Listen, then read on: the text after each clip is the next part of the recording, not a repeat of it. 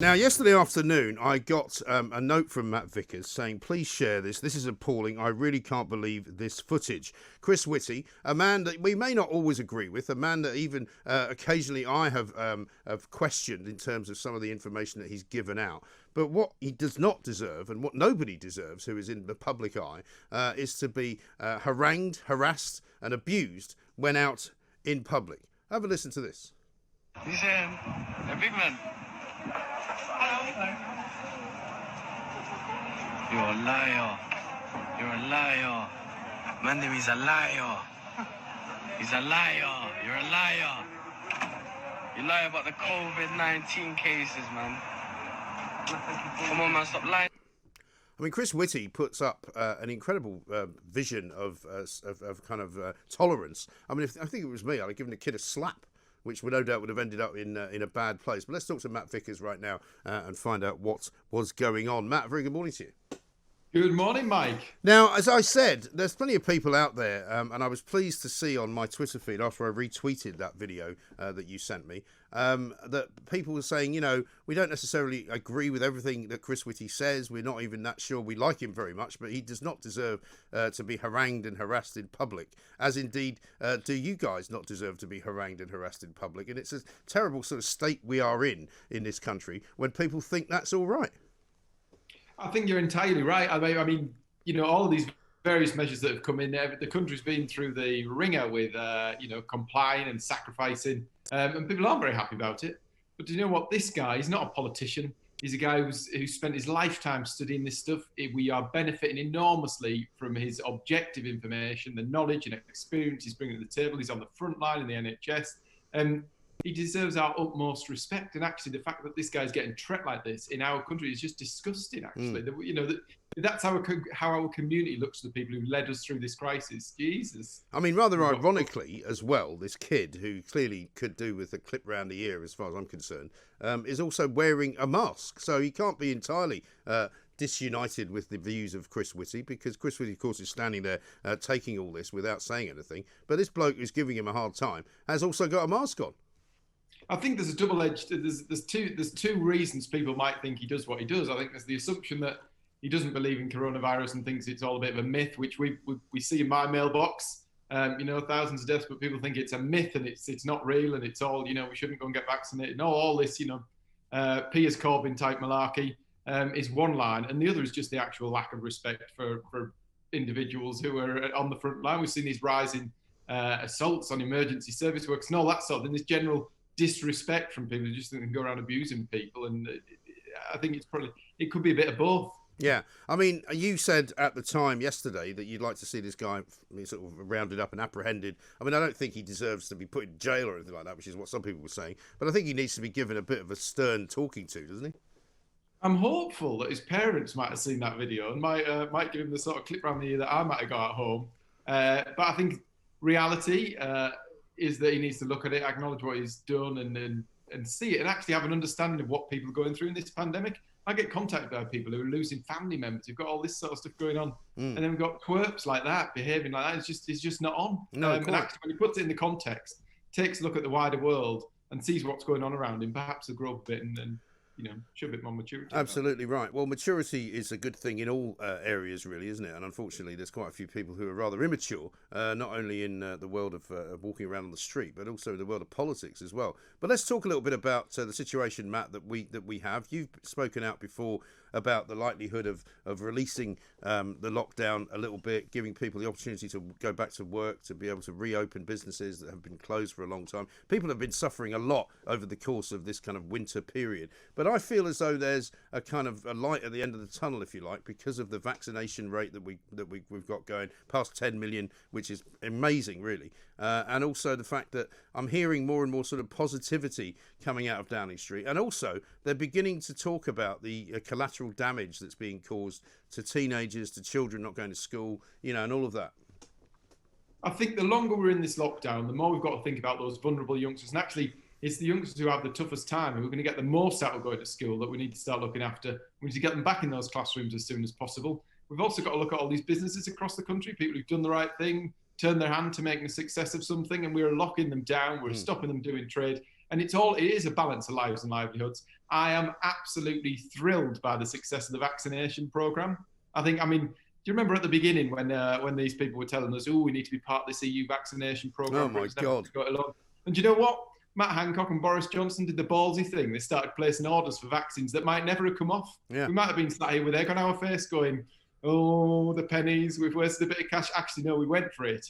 We rolled our sleeves up, took some risks, and now it's paying off. Well, there are more people in my region who've Matt, been vaccinated than in all of France. Yeah, I mean, can you imagine if it was the other way around and somehow we had dragged our feet and the European Union had been much better than us? I mean, you'd never have heard the end of it from the likes of Lord of Donis it would have gone on and on other collection of clowns who keep banging on about how we'd be better off in the EU, who want to rejoin it. You know, I mean, it's an absolute disaster zone.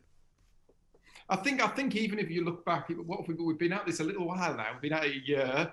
And actually, in context, if someone had said to us, we're going to have a vaccine created, we're going to pull this thing out of somewhere, and we're going to be able to go around jabbing people, it's all going to be fixed at a speed of light. I mean, we didn't even understand what this thing was really a year ago. Now we've got millions of these things rolling out around the country. In my part of the world, the hospital are jabbing people, the GPs are jabbing people, the local pharmacy has now set up as a vaccination hub and is jabbing people. It's fantastic stuff. And even better for my part of the world, Mike, if you're not already aware, we've got Novavax, the new vaccine that's thought to be 89% effective. It's going to be brewed in Stockton and it's going to be rolling out, providing jobs in my part of the world, creating this vaccine, and we can't wait. Yes, I mean, that is quite an extraordinary thing. But I think now is the good time as well for guys like yourself and other backbenchers in the Tory party to keep pressurising the government to make sure that they are paying attention to all of that. And it's all very well to wave their own flag and to talk about how great we are, but let's get the economy back working. Let's get the schools open. Let's get the pubs open. Let's get the restaurants open. Let's get people travelling, you know, because quite frankly, you know, we're going to have probably a third of the country vaccinated come the end of February. Yeah, and it's the most vulnerable. It's the people who need to lose their lives as a result. We're doing it in a life-saving approach, so that the most vulnerable, the people who are most at risk from this thing, are getting the jabs first. So hopefully that means we can start opening more doors, returning life to normal a little bit, start the economy pumping, save some more of those jobs, get those vulnerable youngsters into school, and stop locking them up and missing out on education. Now, we spoke to Lee Anderson earlier on this week, and he was very solid on the fact that the Labour Party, in particular, the front bench of the Labour Party, who've been claiming all sorts of things, including television licences, you know, first-class travel for Angela Rayner, you know, hand gel for Lisa Nandy, all of that. He was very sure that they were very much out of touch with the Red Wall voters, the people in the north of England that you represent, Matt. And I'm looking at The Guardian this morning. I don't know if you've seen it, but it makes for very, very amusing reading. Labour's strategy to win back the Red Wall. It turns out they haven't got any. I read this. It talks about using the flag and using veterans. I just think they're completely misaligned. Yeah. I also don't think the British public are stupid. Their value set is not aligned with people from my part of the world. You know, when these people have their agendas and their priorities, they're not the agendas and priorities of people from my part of the world. No. They talk about using veterans. We had legislation going forward to protect veterans from vexatious legal cases. They opposed it. They weren't on message. We had Lisa Nandy. This isn't some backbencher. This is the Shadow Foreign Secretary talking about replacing our great armed forces with a gender-balanced peace force. Right. These people do not speak for people from Stockton and Teesside. You know, they're Islington luvvies. They're on a different planet to my guys. Oh, they really are. But how about this for a paragraph, right? It talks about how confused Labour voters are, right? The party's head of research said that voters are confused about what we stand for, what our purpose is, and who we represent. That's about as damning an invective as any. I think the voters are confused, but I think they're confused, actually. I don't think they know what they stand for. They're all over the shop. Great people like Lee Anderson, people like my granny, who previously voted Labour, will never vote for this lot. They are not the Labour Party of yesteryear. They do not represent anything like the North East in any way, shape or form. Their value set's completely misaligned. And until they start appreciating this country, what it stands for, and what people in my part of the world stand for, I don't see that they'll be getting elected anytime soon. No, I think you're absolutely right. And as far as Prime Minister's questions goes, I mean, assuming that that he hasn't had to self-isolate for the fourth time, I presume Sir Keir Starmer will be in the chamber today, no doubt advising once again Boris Johnson, the Prime Minister, what he would have done and when he would have done it.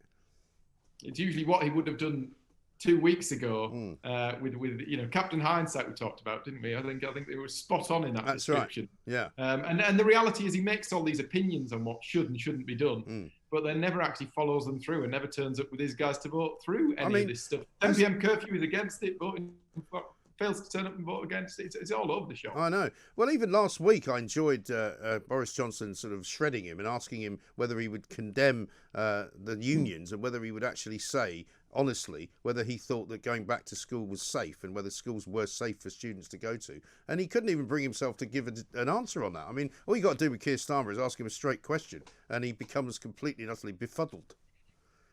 I mean, we had the issue at the beginning with schools when we were talking about them closing in the first place, didn't we? Where he couldn't quite pick a side.